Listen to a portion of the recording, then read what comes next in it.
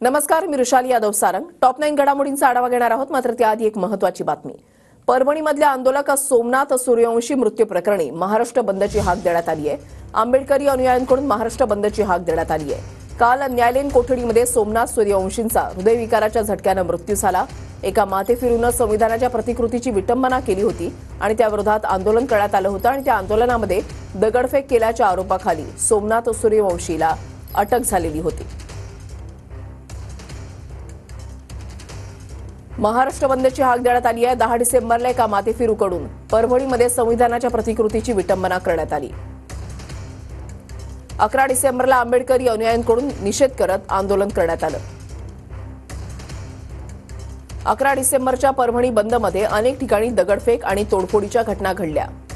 दगडफेकीच्या आरोपाखाली सोमनाथ सूर्यवंशीसह काहींना अटक झाली.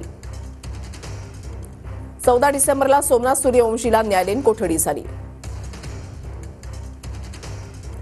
15 डिसेंबरला सोमनाथचा न्यायालयीन कोठडीतच हृदयविकाराच्या झटक्यानं मृत्यू झाला. सोमनाथच्या मृत्यूनंतर आंबेडकरी अनुयायी हे आता आक्रमक झालेत.